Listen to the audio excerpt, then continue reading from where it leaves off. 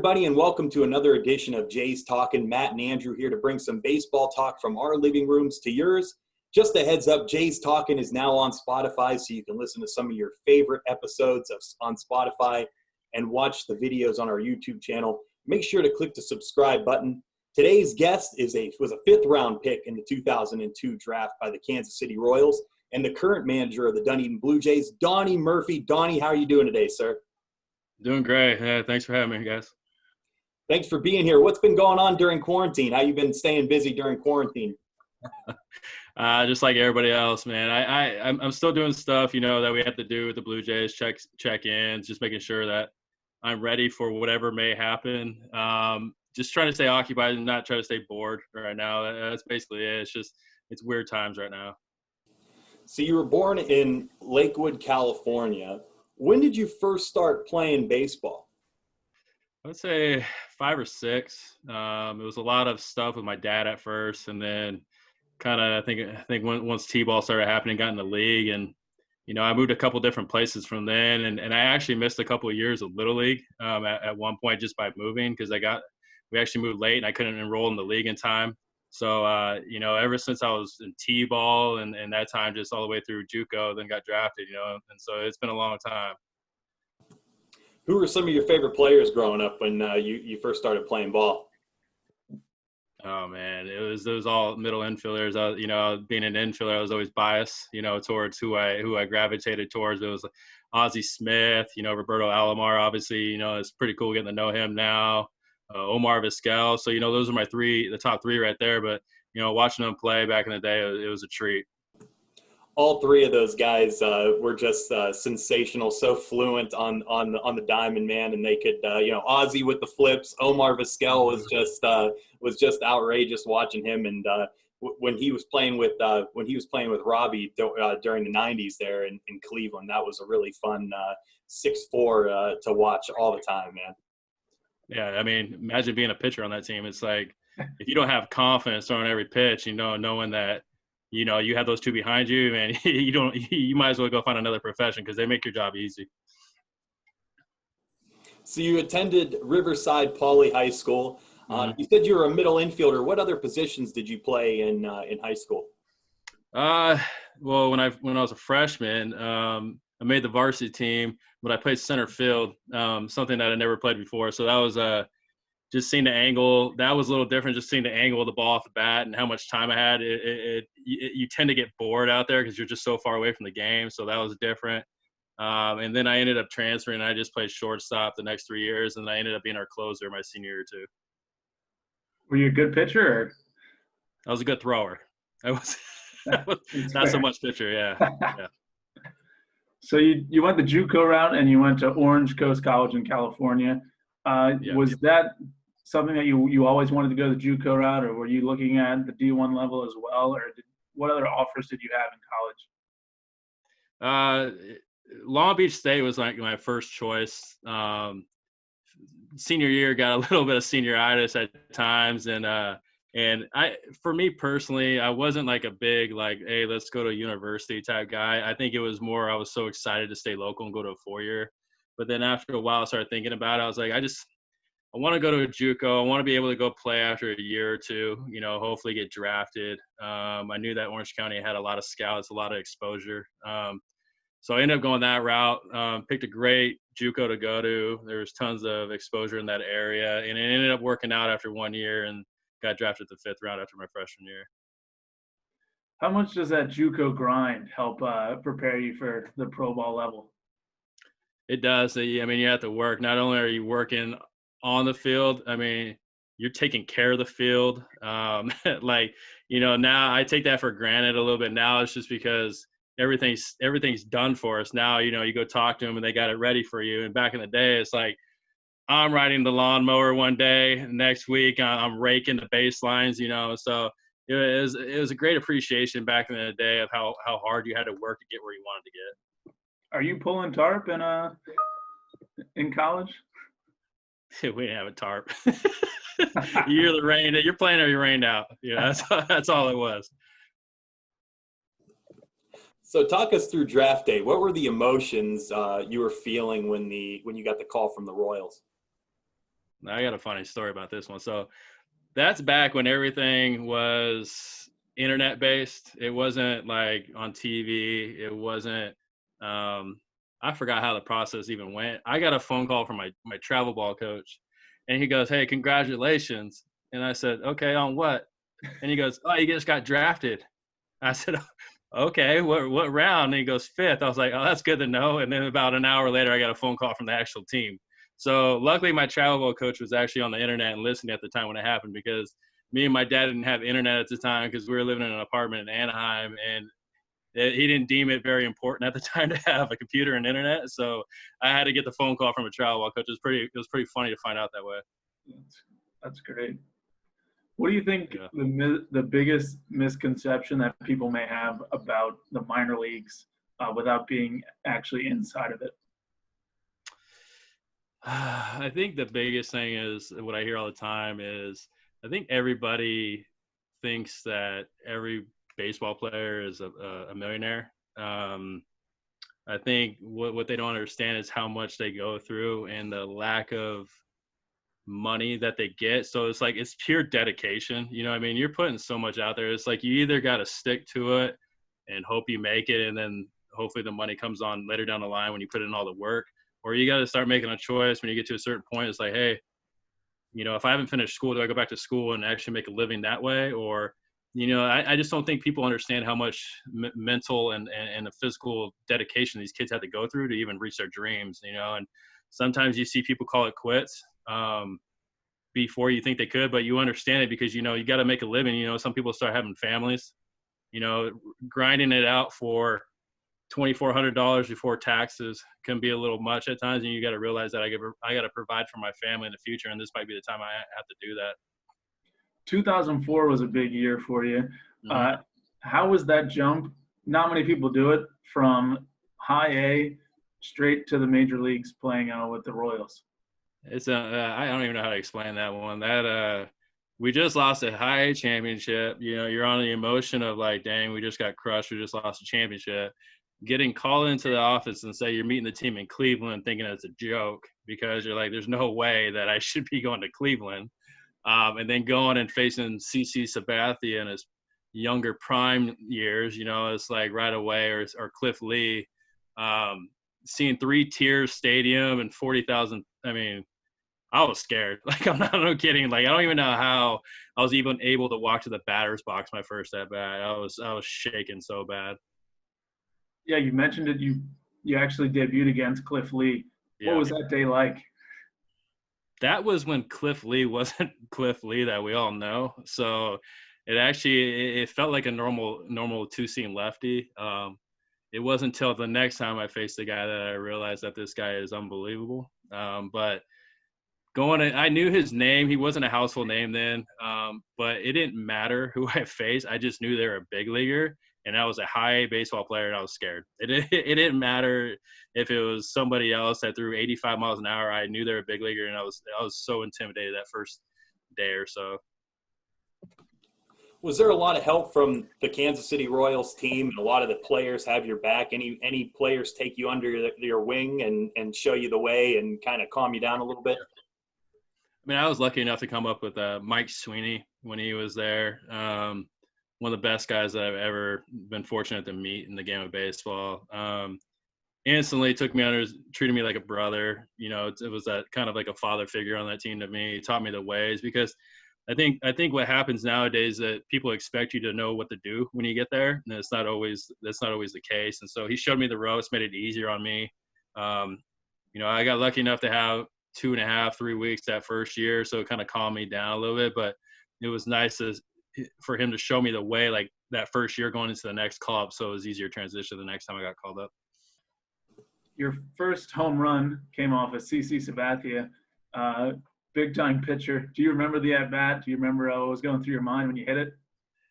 You know what it was? I was watching everybody else hit, and he was blowing fastballs by everybody first pitch, and I was like, you know, you're just gonna go out. You're gonna go full go this first. If he can throw it in the other batter's box, I'm swinging at it first pitch, you know. And so luckily, I was gonna ambush that fastball if I saw it, and luckily he threw it in my hot zone and took it took it out to deep center. I'm pretty sure I set a record for how fast I ran around the bases too on that one, that home run. You hit a couple of walk-offs in your career. July 19th, 2010, still a big deal for a lot of Marlins fans. You hit a pinch hit walk-off home run off of Houston Street to give the Fish a 9-8 win. Well, what is it like hitting a home run, and how fun is that jog around the bases knowing you just won the ball game in the bottom of the ninth inning? You know, like you do it in the minors, and it's just that it doesn't have the same effect. You're like, it's cool, we won, you know, but in the big leagues, it's just like with the national attention, you know, and you're on TV doing it, and it means it's such a big thing for the team and the city. When you do it in a situation like that, man, you feel like you're on cloud nine. You know, you feel like, you know, like you feel like a superhero for the day. You know, like being in my shoes where I didn't get much exposure coming up, you know, and a chance. It was so cool to step in. Like, I think it was like my second week on the team or whatever, and just being able to do that, you know, it felt so great, and felt like it took so much pressure off me, and it allowed me to relax and have fun with that team that year. Do you have a favorite moment of your career, looking back on it now? Oh man. I would say, like, you know, growing up and always seeing Wrigley Field, you know what I mean, and never getting a chance to play there until 2013. And then fastly realizing that, you know, this is actually my home stadium now, and seeing how, you know, with the ivy and all that, like that was my true high moment for me, just because it was one of those places that you idolized always as a kid, and you never got to see it, and then get the experiences being a home team there in the city. I mean, you can't take I wish I would have been there a little bit longer. You know, I had a ton of fun there, but I'll never take away that time that I had there. It was a great time. Might have partially answered this one, but do you favorite major league city that you've ever played in, and then your favorite minor league city that you ever visited? All right. Well, I answered one already. Chicago is definitely my favorite, you know, and I'm lucky enough I live about 4.5 hours away from there, so it's not that far. Favorite minor league, oh man, there's so many places that are just, I think of bad ones right away, but that's a second. But you know, I would say actually one of the places that I really enjoyed that's not even a team anymore is Portland, Oregon.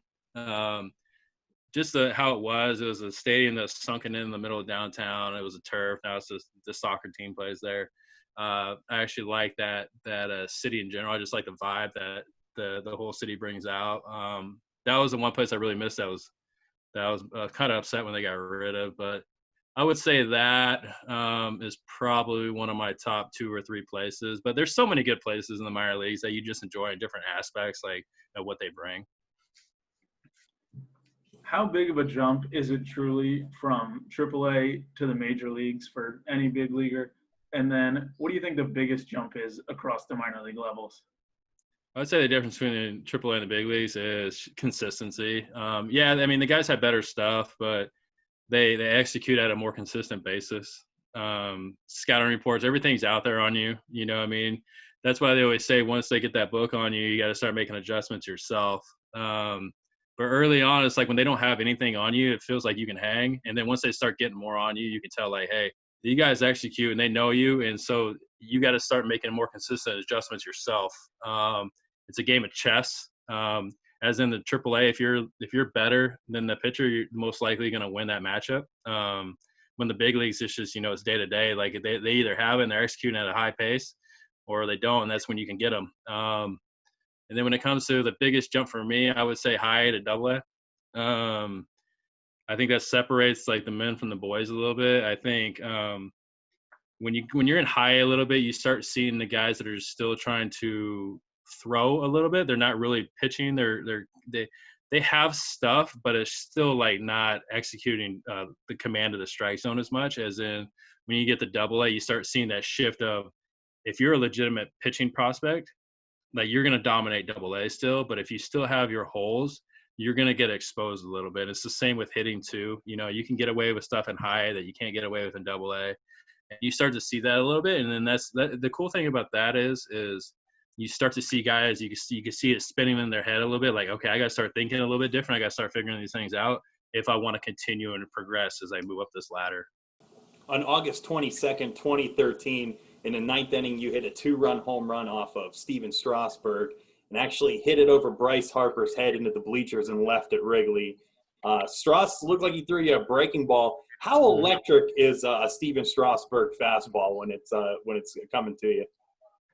You know, he was on that day too. I remember this because I struck out 3 times before that home run, and I'm pretty sure he struck me out on every pitch he had to. I think it was like fastball, curveball, and a changeup. And so I was like, you know what? I know once we get to a certain point right now, he's going to try to get me out that curveball because he had my number all day, you know, because I was more known as a fastball hitter. And so I was like, he's not going to get beat with a pitch that I can hammer, you know, like, so in my back of my mind, I was like, you might get a breaking ball right here. And luckily he hung it.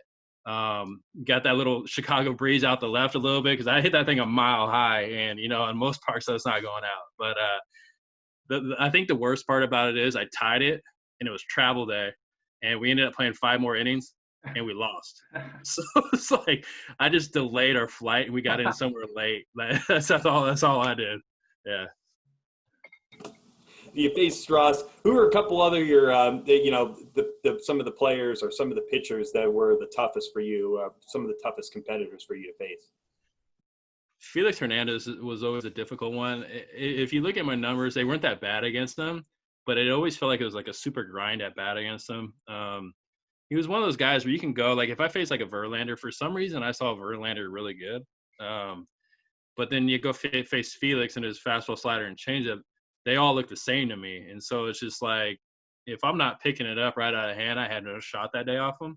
So he always gave me a little bit of trouble because I always knew that, you know, if I got a hit off him that day, that was a win to me because I always felt like he was really tough. I would say, yeah, I mean, I thought one of the nastiest pitchers I ever faced, and I only faced him like 1 or 2 at-bats, was Adam Ottavino. And I used to see the slider on TV. I'm like, oh, that's pretty good. You know what I mean? And then when you see it in person, I missed, I think, 2 sliders by 2 feet. Like, it was just like, I understand why these guys are in their situations now, because you can sit there and be like, hey, I don't get why people are struggling with that. And then I go up there and swing and miss it by 2 feet, you know? So, like, those guys are really tough. I mean, there's so many good pitchers in the big leagues. It's so hard to pinpoint, but Felix always stuck out to me more than anybody. You played for the Florida Marlins for a few years. You have played with Giancarlo Stanton in the first few years of his career. Did you know there was a star being born when you're maybe sitting there around the cage watching him take some batting practice?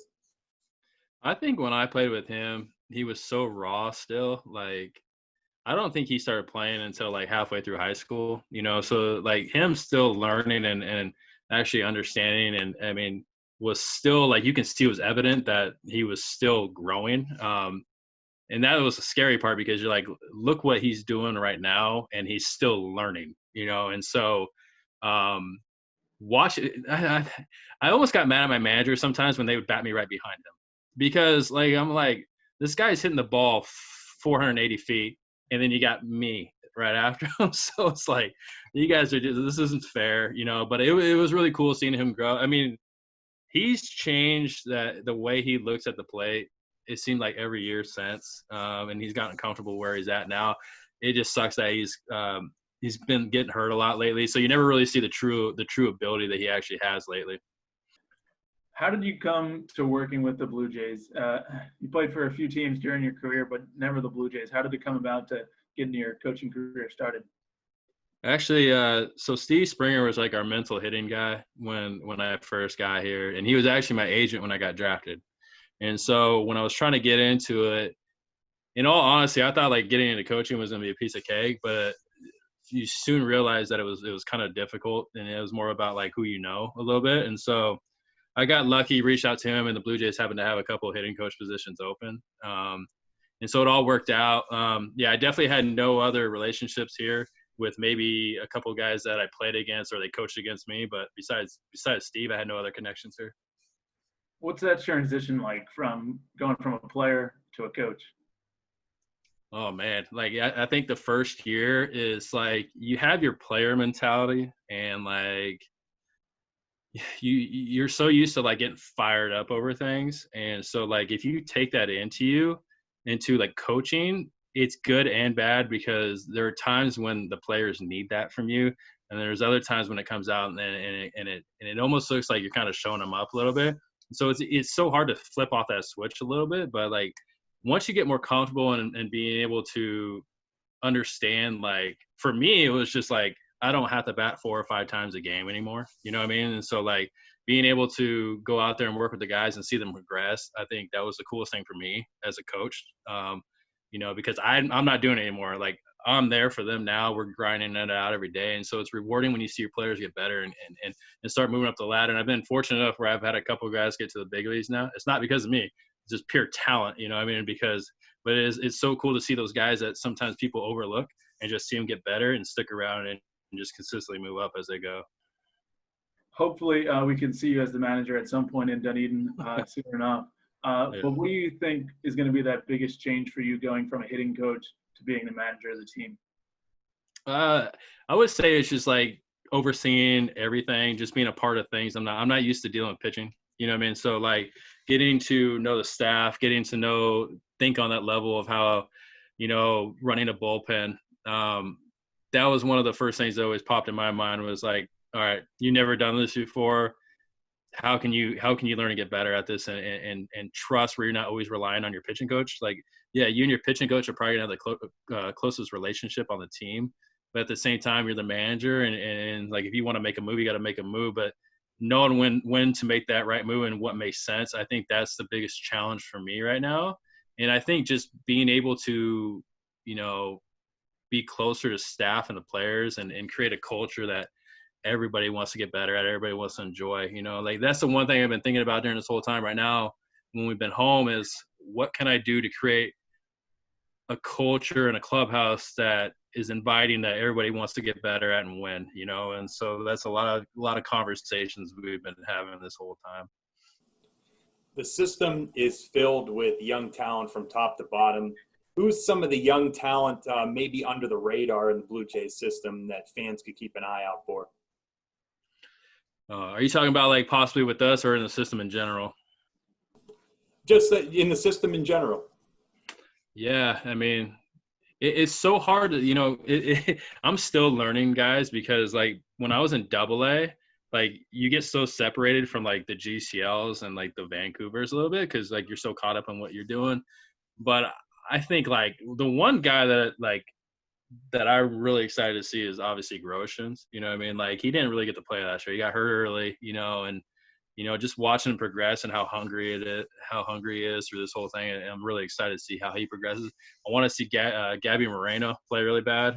He's just a grinder catcher and he can hit, man. You know what I mean? So just seeing that every day is going to be awesome. I want to see Conine's power. I want to see, like, especially at our park in Dunedin. That'd be really cool to see. But there's so many, like, I think there's going to be so many guys that break out that you really don't know who they are this year. And that really sucks that we have to go through a time like this, because when we got to spring training, you actually started watching some guys play as a whole. Like when we started doing things, you're like, man, I like this kid. Like it'd be great to see this kid progress this year. And then this happens, you know? And so it's like, you really truly don't know what you're going to get. But I do really think we're going to have some hidden gems that I or you guys don't even really know about right now, you know? And so I'm really excited to see that. It'd be nice if we had a season. Who knows if that's going to happen, but like, I still think guys are still getting better at home right now, even though they're limited at what they can do. You know, there's some guys that put in some serious work so far. How nice is it to have spring training? Like you said, you're so hyper-focused on the 25 guys on your roster when you're in AA or AAA, wherever you are. Mm-hmm. How nice is it as a coach to have spring training where you can see basically the whole system? Right. Well, the only difference this spring training was, like, we had our work groups, and so – we were solely focused on our groups at the time. It used to be like we used to do rotations a little bit, but now we're kind of like solely focusing on our work groups to get more work. So even though like I was still seeing more guys, I still didn't get to see like the Lansing or like the guys below that. But I think the coolest thing for me was what was refreshing was getting to work with guys, because the last two or three years, I've worked with the same guys like over and over, and that's what it felt like a little bit, because progressing up, and they always moved up too. now I'm working with guys that I haven't really worked with before. And so it's kind of cool to see how guys are at that I've never seen before. And I mean, we got some hard workers, man. Like when we're doing some of these drills, I'm like, dang, man, I really didn't know much about you, and I'm really impressed on what you're doing right now. That was really cool. We've been seeing some videos of you brought him up. Gabby Moreno is we have a few guys staying down here, and he's been outside every day in the parking lot of a hotel, swinging the bat, doing all the drills, and that's got to be, as a coach, it's got to be great to see. It's so cool, man. Like it was so difficult. Like when this all went down, and we had to have some guys stay at the hotel just because where they lived, it wasn't any safer, to go home. And so kind of seeing how guys got creative with this whole process of like what they can do at the hotel, it really shows their character and their drive to get better regardless of their situation.